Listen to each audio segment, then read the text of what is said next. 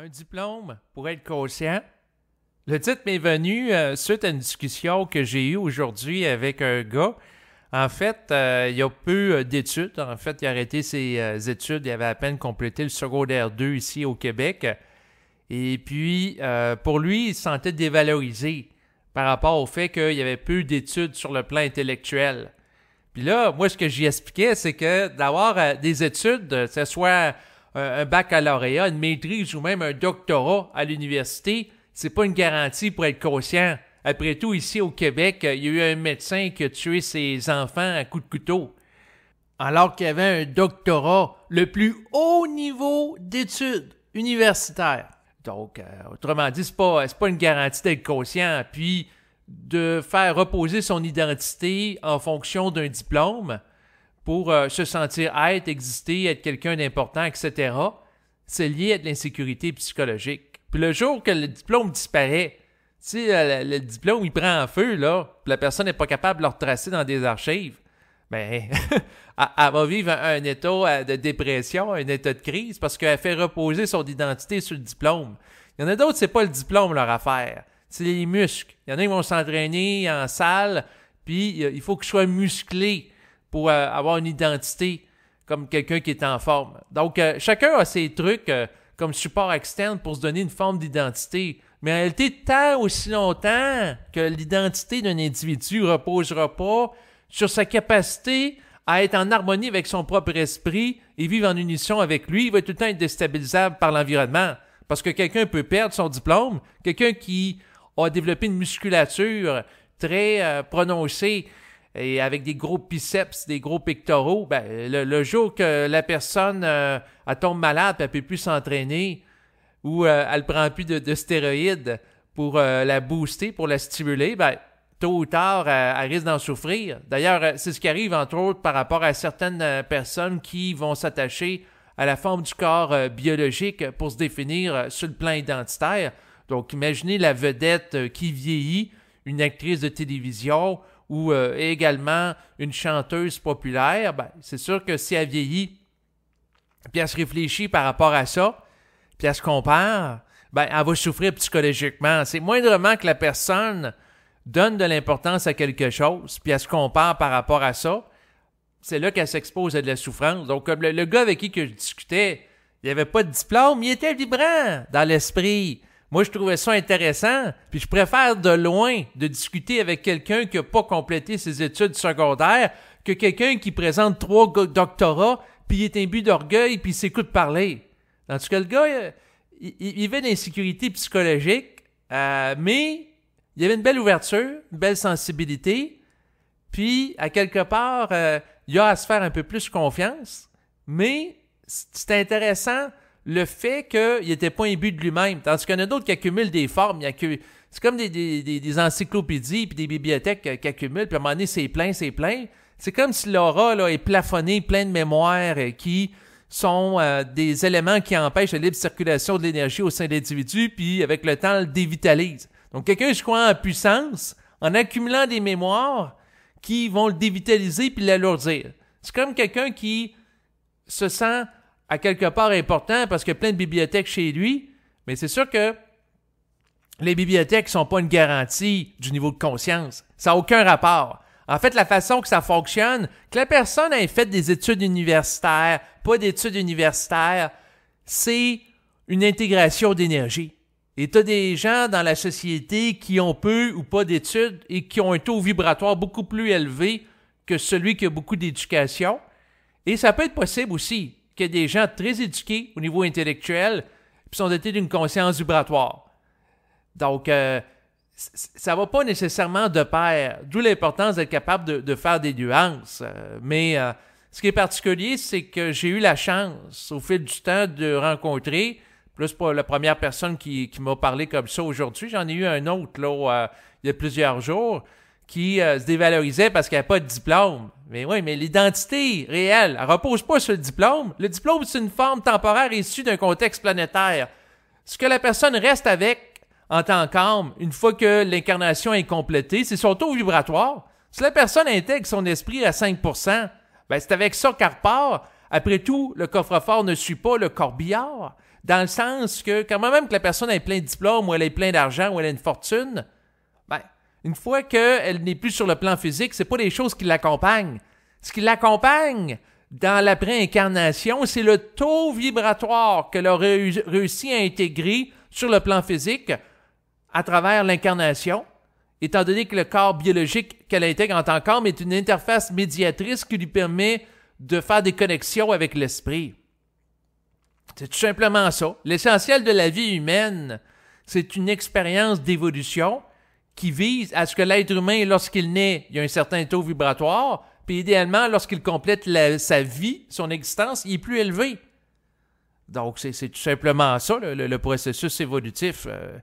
Puis, en ce qui concerne les livres, puis l'éducation, ben, c'est utile lorsque la personne fonctionne au niveau de l'âme, mais lorsque la personne a la capacité de fonctionner au niveau de l'esprit, parce qu'elle commence à être mise en vibration par l'esprit qui altère son aura, ben à ce moment-là, elle n'a plus besoin des livres pour apprendre, elle a juste à canaliser en relation avec l'énergie de l'esprit qu'elle capte.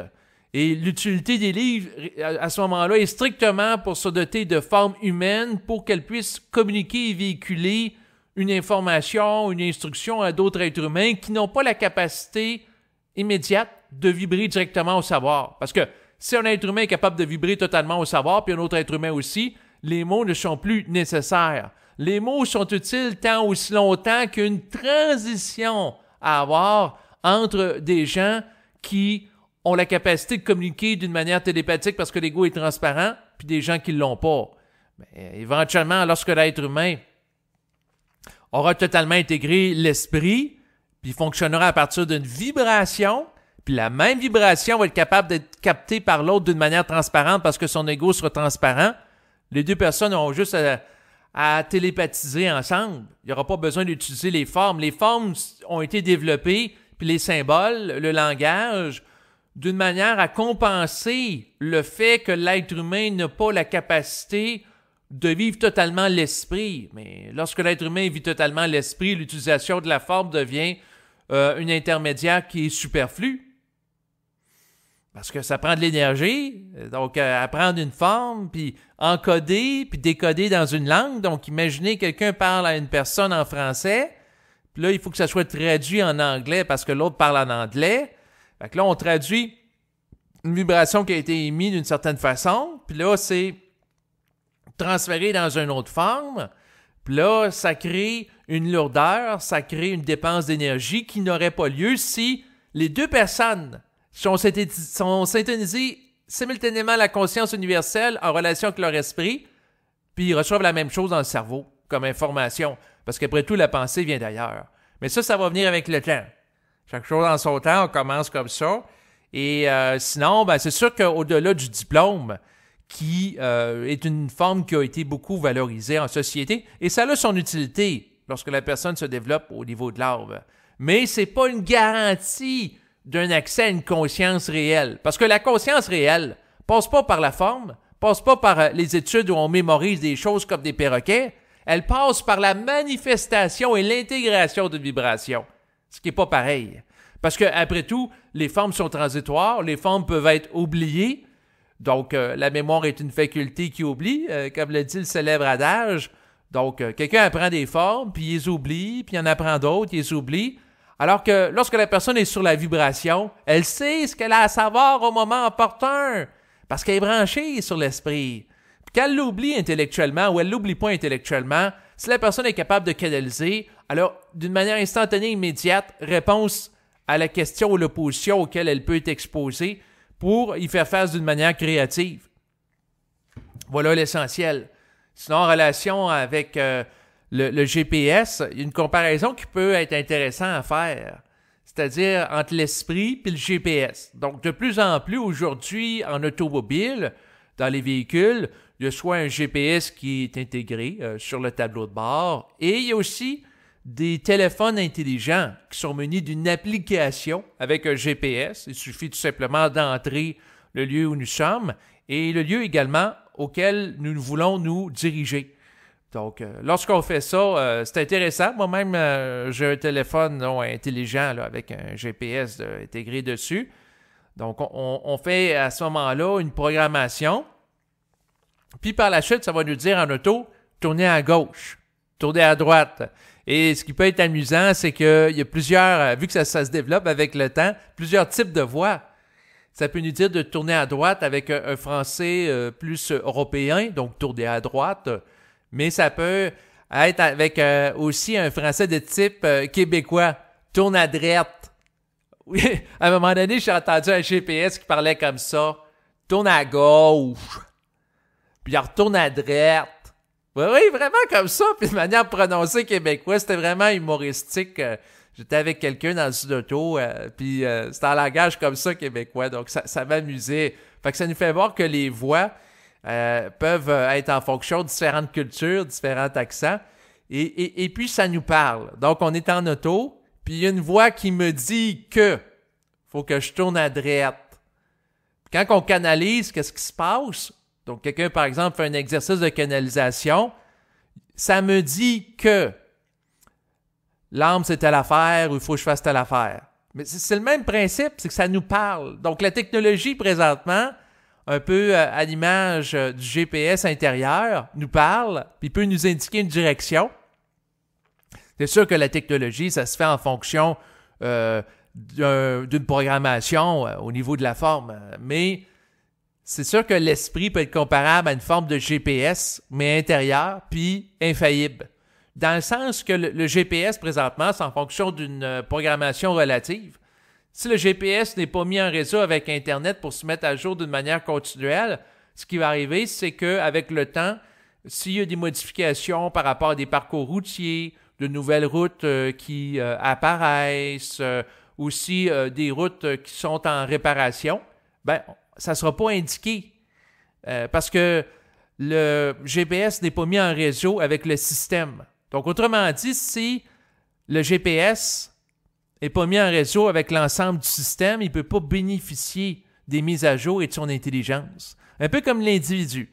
Si l'individu n'est pas mis en réseau avec la conscience universelle, il ne peut pas bénéficier de ses mises à jour et de son intelligence. Donc, il ne peut pas s'y ajuster. Donc, c'est sûr que la technologie, un peu comme l'être humain en voie d'évolution, va être appelée à s'ajuster continuellement à l'évolution des informations disponibles sur le réseau. Et l'être humain va être appelé à s'ajuster, en plus des informations disponibles qui sont des formes, à la vibration qui provient du réseau psychique, de l'Internet psychique, donc pour altérer sa psyché, puis que l'être humain devienne de plus en plus, au fil du temps, un être capacité d'intégration de l'énergie de l'esprit pour cohabiter avec cette présence en lui. Mais ça va venir avec le temps. Mais pour arriver là, il faut qu'il suive le GPS intérieur. Donc, il peut suivre le GPS extérieur, ça va dire, il faut que tu tournes à droite. Puis ça peut dire intérieurement, tourne à droite. Fait que là, il tourne à droite. Mais si la machine, au niveau de la forme, en termes de programmation, lui dit de tourner à droite, mais qu'à l'intérieur de lui, ça lui dit de tourner à gauche. Là, la personne a deux choix. Soit qu'il suit la machine, la technologie, ou la vibration. Puis c'est sûr que plus que la personne devient sensible à l'esprit, puis plus qu'il va être appelé à suivre la vibration, puis plus qu'il va la capter à clarté, et plus que ça va devenir facile pour lui de l'intercepter sans qu'il y ait des interférences. Parce que l'intégration se fait. Souvent, le plus difficile au début du processus d'intégration de la conscience, c'est vraiment des premiers moments où ça s'installe dans notre vie. C'est souvent associé à une crise. Ça peut être une crise existentielle importante, rupture amoureuse, perte de travail, problème de santé grave, des choses comme ça. Puis, les événements qui modifient, altèrent la psyché de l'ego, qui ne peut plus fonctionner comme il fonctionnait avant, l'amènent à se réinventer. Parce que c'est à travers la crise auquel l'individu est confronté qui est appelé à évoluer, à sortir des sentiers battus et à se redéfinir psychiquement et créativement. Et c'est à travers aussi de ça qu'il est appelé à redéfinir son rapport aux autres. Parlant de rapport aux autres, j'ai eu une discussion intéressante récemment avec une mère de famille qui racontait qu'elle a des enfants qui ont tendance à se plaindre que dans le fond, eux autres, ils n'aiment pas qu'est-ce qu'elle fait à manger, elle. puis ils se plaignent, puis ils n'aiment pas ça, puis ils chialent. Puis elle leur a répondu, ben écoutez, si vous n'aimez pas ça, ce que je fais, faites-vous à manger vous-même. Moi, j'ai trouvé ça intéressant. Puis j'ai dit, ça, c'est un bel exemple d'intégration de la conscience au quotidien. Donc, autrement dit, il faut que la personne soit capable de s'affirmer en tant qu'individualité en disant que c'est pas parce que je suis une mère de famille qu'il faut que je réponde à tous les caprices de mes enfants. Non, il faut qu'elle se tienne debout. Donc, à un moment donné, il faut que la personne s'affirme, mère, pas mère, puis qu'elle soit capable de dire par rapport aux gens de l'environnement qui font juste chialer, font juste se plaindre, font juste critiquer, dans un sens négatif, pas constructif, ben, si vous n'êtes pas satisfait, arrangez-vous par vous-même, puis être capable de le maintenir, parce que il y a certaines mères de famille qui vont se sentir coupables si elles ne font pas continuellement à manger aux enfants. Donc, elles sont soumises à un rôle parental qui les amène à s'alourdir. Mais si les enfants, ils sont rendus adultes, puis ont l'âge de se faire à manger, ça serait logique qu'ils se fassent à manger eux-mêmes. Donc, mais il y a des mères de famille qui n'osent pas trop. Donc, c'est sûr que cette mère-là de famille qui me partageait ça, j'ai trouvé ça intéressant parce que c'est un très bel exemple de manifestation d'une identité réelle dans le quotidien, dans le rapport avec autrui. Donc, pour moi, je trouve ça beaucoup plus vibrant, ce type de partage-là d'expérience, que de faire des discussions interminables, à savoir c'est quoi la différence entre le double, l'ajusteur de pensée, puis l'esprit. Puis, c'est quoi le double éthérique par rapport au double? Puis c'est quoi, là, le double luciférien? C'est une affaire qui t'épeurante? C'est des questions techniques, des questions pointues, mais l'essentiel de la vie de l'être humain doit être centré par rapport au fait d'être bien dans sa peau, puis oui, intégrer son rapport à l'invisible, mais les discussions conceptuelles ne doivent pas avoir la priorité sur une capacité de manifestation de la conscience dans son quotidien à travers un engagement dans son rapport avec autrui en termes d'action qui amène à affirmer une vibration. Donc, par exemple, une personne qui refuse de se faire marcher sur les pieds par les autres, qui font juste chialer, puis elle affirme qu'elle se tient debout, qu'à quelque part elle n'est pas là pour répondre aux caprices des autres, ben, elle arrête de se faire gruger sur des énergies vitales. Et ça, je trouve ça extrêmement appliqué et concret, là. Donc, c'est sûr que je trouvais ça intéressant à discuter avec cette mère-là de famille parce que ça me ramenait entre autres à des discussions que j'ai eues avec ma propre mère, qui écoute d'ailleurs régulièrement mes enregistrements.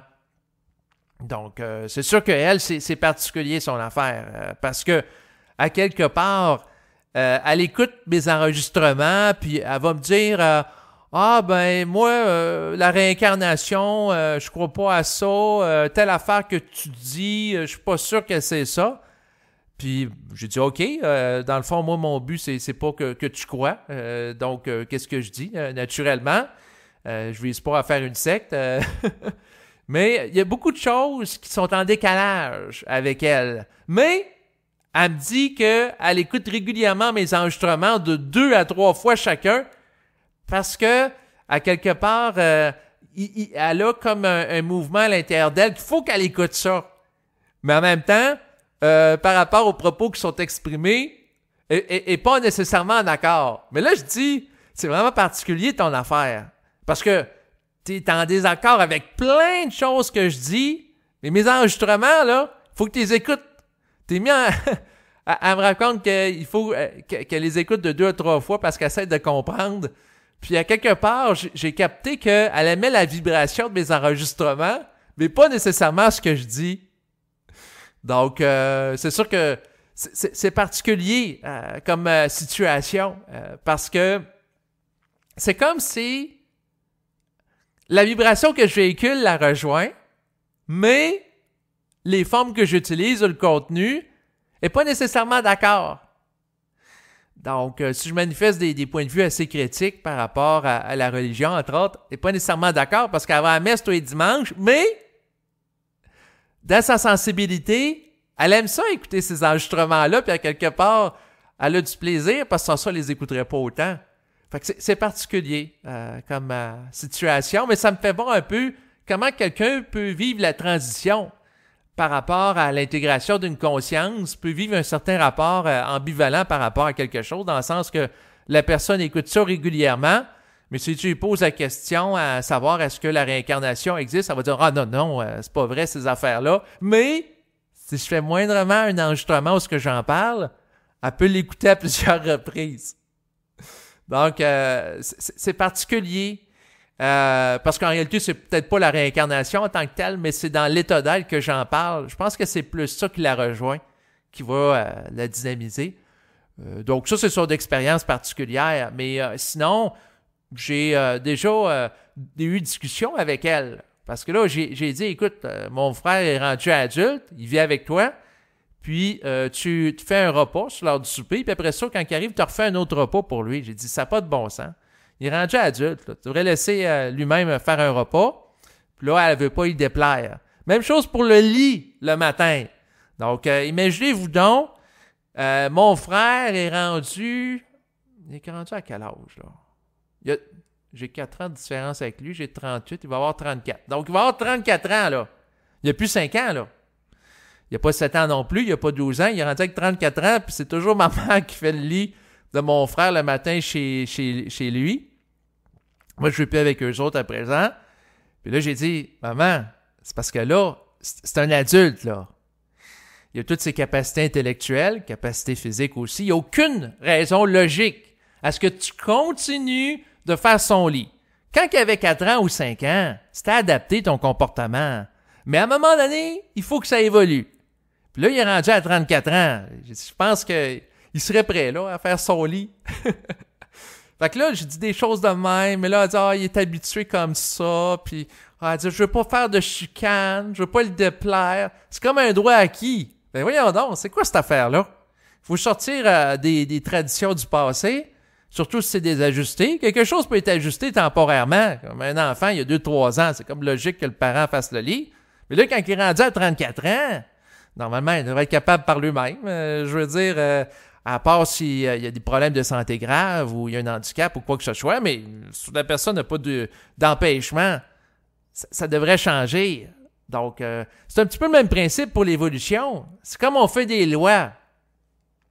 Dans le passé, entre autres au Canada, il y a eu l'influence de la monarchie, avec des lieutenants-gouverneurs dans toutes les provinces qui ont pour but de représenter la reine. Donc, c'est sûr que ça vient du passé, ces structures-là, puis ils ont encore une certaine influence symbolique aujourd'hui.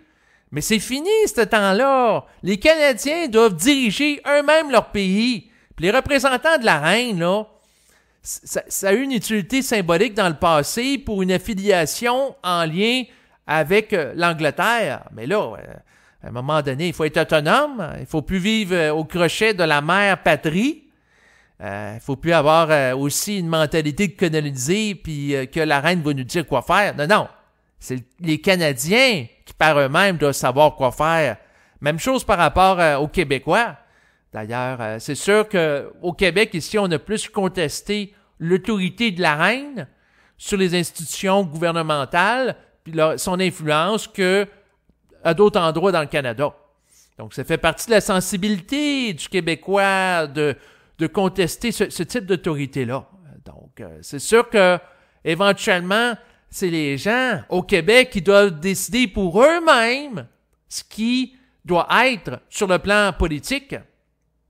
Et c'est sûr que la monarchie et son influence issue du passé doit prendre fin. Donc, autrement dit, je vous propose dès maintenant à ce qu'il y ait l'abolition des postes de lieutenant-gouverneur. Surtout que ça coûte une fortune aux citoyens. Ça coûte des grandes quantités d'argent d'entretenir ces gens-là pour exercer un rôle symbolique, pour se promener dans d'autres pays, aller dans des réceptions, aller dans des buffets. Puis, pendant ce temps-là, on a des problèmes ici au Québec par rapport au système de santé, par rapport au système d'éducation. Si on pense au système de santé, on a toujours des problèmes de file d'attente. Puis ça, là, ça évolue pas tellement vite. Donc, c'est sûr que ça fait au-dessus de 20 ans que présentement, il y a des difficultés incroyables de gérer des urgences dans un pays. Puis, lorsqu'on écoute les médias, que ce soit la radio, la télévision, Bien, il y a tranquillement des prises de conscience qui se font. Mais ça fait voir comment que ça évolue pas vite. Donc, c'est sûr que quand on regarde, par exemple, l'état des résidences de personnes âgées, les CHSLD, puis la façon que meurent les gens, c'est ridicule de voir comment que nous sommes si peu évolués aujourd'hui. Donc, on va entendre parler, par exemple, d'une personne âgée qui est morte ébouillantée dans son bain parce que la préposée aux bénéficiaires, ou c'était un homme ou une femme, peu importe, là, avait oublié de fermer l'eau, puis c'était de l'eau chaude qui était trop brûlante. Fait que là, la personne est morte brûlée. Il y en a un autre, là, un résident d'une personne âgée, d'un centre de personnes âgées, qui a mangé un cornichon, puis ce qui est arrivé, c'est que le cornichon n'était pas coupé au préalable. Donc, c'est tout fait avec ça, puis il est mort. Il y en a un autre, c'est une résidente. Il y a eu une alarme de feu. Elle est sortie dehors, à l'extérieur, alors que c'était l'hiver, il faisait froid, mais il n'y a pas eu personne dans l'établissement de personnes âgées qui a eu l'idée de vérifier si les gens étaient rentrés. Résultat, elle est morte gelée. Fait qu'il y a toutes sortes de choses comme ça qui nous font voir où est-ce qu'on est en tant que peuple au Québec, là, en termes évolutifs.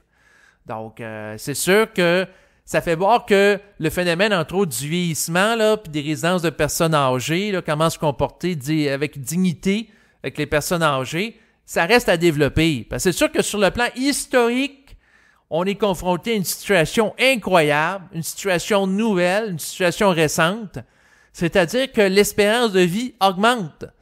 Donc, c'est sûr que le phénomène du vieillissement avec les pertes cognitives, ensuite le phénomène aussi des maladies chroniques, c'est très récent dans l'humanité. C'est quelque chose de nouveau. Et c'est sûr que la population actuelle, notamment par rapport aux baby boomers, vivent l'expérimentation d'avoir une existence plus longue que leurs prédécesseurs, mais en contrepartie, c'est eux autres qui expérimentent les centres de personnes âgées, puis là, il y a des essais puis des erreurs. Donc, il y a un raffinement qui est fait, là, comme par exemple, il y a l'histoire de l'île verte où des personnes âgées, à cause d'un incendie, sont mortes brûlées. Fait que là, ils vont améliorer le système des incendies pour l'ensemble du réseau des personnes âgées. Fait que c'est de l'essai-erreur. Donc, c'est sûr que présentement, les gens n'ont pas nécessairement la sensibilité de se brancher directement avec l'esprit pour faire les ajustements requis dans la matière pour un plus grand respect des personnes âgées ou de l'être humain en général pour que leur comportement soit plus adapté. Comme ils ne peuvent pas capter le signal de l'esprit, les ajustements passent par l'événement. Donc, autrement dit, plein de personnes meurent dans un feu. Fait que là, on revoit les normes en matière de sécurité et d'incendie par rapport à cette résidence-là. Puis, on entame par la suite une revisitation des règles et des normes là, pour l'ensemble des résidences de personnes âgées pour qu'elles soient davantage sécuritaires en cas d'incendie. Fait qu'une évolution qui se fait comme ça. Donc, comme on ne peut pas capter intérieurement le signal directement d'avoir des meilleures normes en termes de santé et sécurité, que ce soit dans les résidences de personnes âgées ou ailleurs, ça passe par l'événement. Puis là, ça nous fait réaliser, ah oui, ça serait intelligent d'améliorer ça. C'est un petit peu comme l'événement de lac Mégantic, qui a eu cours en 2013 ici au Québec. C'est une tragédie sociale incroyable qu'a vécu à peu près une cinquantaine de personnes qui sont mortes brûlées. Puis là, ce qui est intéressant de voir, là, c'est que ça a eu cours en 2013, pas en 1913. Donc, autrement dit, le réseau des trains était déjà solidement établi. Ça faisait déjà plusieurs décennies qu'on utilisait des trains pour se déplacer. C'était pas nouveau. Puis là, ce qui est arrivé, c'est qu'il y a eu un train proche de la ville de Lac-Mégantic qui a été laissé sans surveillance, en fonction, avec de la matière inflammable, dans des wagons.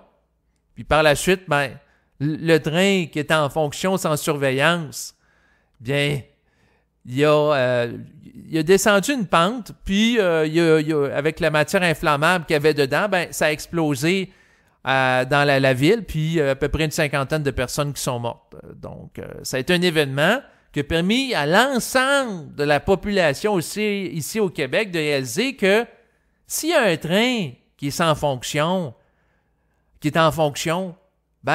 ça pourrait être intéressant de ne pas le laisser sans surveillance. Surtout s'il y a de la matière hautement inflammable, puis finalement, ils ont fait une analyse par rapport au wagon que à quelque part, le wagon n'était pas fait d'une manière adéquate pour contenir ces substances-là, puis éviter qu'en cas de collision, ça se disperse dans l'environnement.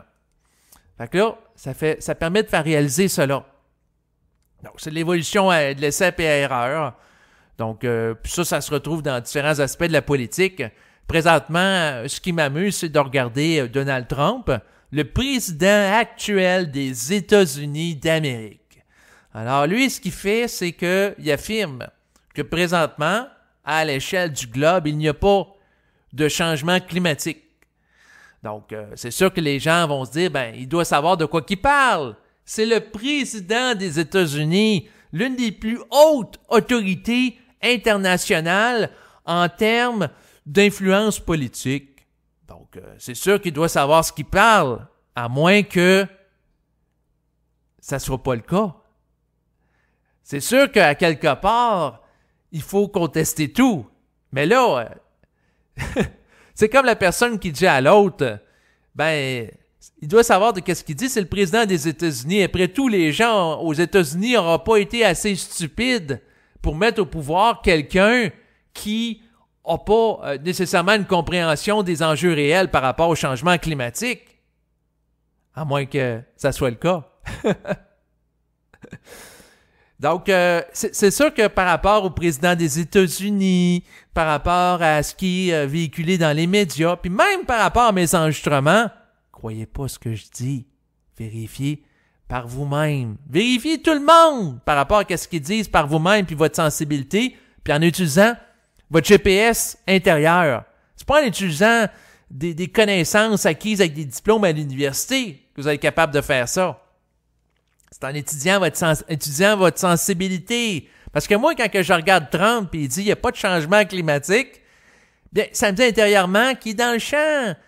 Puis qu'il va y avoir des changements qu'ils veulent ou qu'ils veulent pas, il va en avoir. Puis c'est sûr que si il se met la tête dans le sable comme une autruche, puis il fait le déni de l'évidence, à ce moment-là, c'est retardataire comme comportement. Puis c'est sûr que s'il entraîne une population complète d'un des pays les plus influents dans le monde dans ce comportement-là, tôt ou tard, ils seront confrontés à des événements pour leur donner une juste mesure du réel. Parce que quelqu'un peut dire « Ah, telle affaire, ça n'existe pas. » Mais si il est dans le champ, tôt ou tard, il va avoir le contre-coup du choc du réel.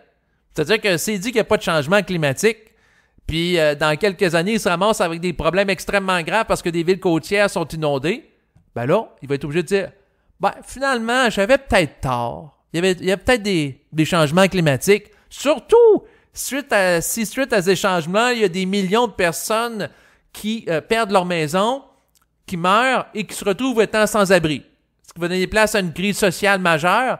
Et si les gens ne sont pas préparés à ça, parce qu'on dit « Ah, ça n'existe pas, les changements climatiques », c'est la population qui va être confrontée à un choc pour lequel elle ne sera pas préparée.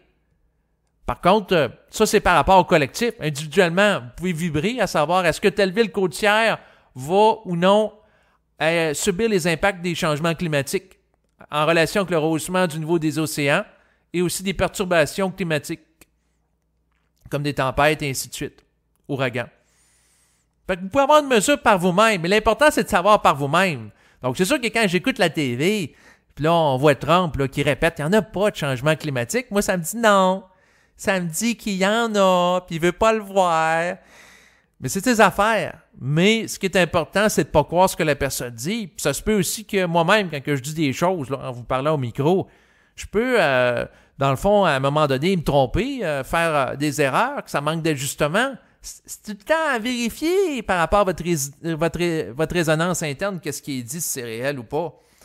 Donc, c'est tout simplement ça, l'essentiel de mon propos. Puis c'est sûr que pour en revenir au sujet de base, par rapport au diplôme, le diplôme n'est pas un prérequis pour aboutir à un état de conscience. Oubliez ça, la conscience réelle, c'est indépendant des diplômes. Donc, un diplôme peut être utile pour aller par la suite faire un métier, pour aller faire une profession. Par contre, ça ne donnera jamais à une personne accès à une vibration parce que le diplôme, c'est quoi? C'est une forme. La forme ne donne pas accès à une vibration. Ce qui donne accès à une vibration, c'est le fait que la personne change en relation avec une vibration qui descend en elle, qui provient de l'esprit. Autrement dit, c'est l'esprit qui donne accès à la vibration. C'est pas le diplôme. Donc, c'est tout simplement ça l'essence du propos. Et c'est sûr que je préfère de loin discuter, par exemple, avec des gens sur Internet qui sont très vibrants, qui ont peu ou pas d'éducation sur le plan académique, mais qui sont très vibrants dans leurs paroles puis il y a une sincérité. Donc, je préfère, par exemple, discuter avec quelqu'un en clavardant sur Facebook qui fait régulièrement des erreurs d'orthographe, mais qui est sincère. Donc, c'est sûr que c'est plus vibrant que quelqu'un qui utilise un paquet de termes techniques et qui s'écoute parler. Mais c'est sûr qu'il peut exister aussi des gens qui utilisent des termes techniques lorsqu'ils parlent et qui sont très vibrants. Donc, les deux peuvent exister. Il peut exister plusieurs combinaisons, d'où l'importance de tout le temps regarder intérieurement. Puis c'est sûr que ma priorité, c'est la vibration. Que la forme soit très ajustée en termes de variété de vocabulaire ou non, c'est pas important. C'est la vibration qui doit venir d'abord. Donc, autrement dit, la vibration, en termes d'intégration et de développement de conscience pour un individu, est davantage importante que le diplôme que la personne peut chercher à l'école ou à l'université. Voilà l'essentiel de mon propos. Merci de votre écoute et je vous dis à bientôt. Au revoir.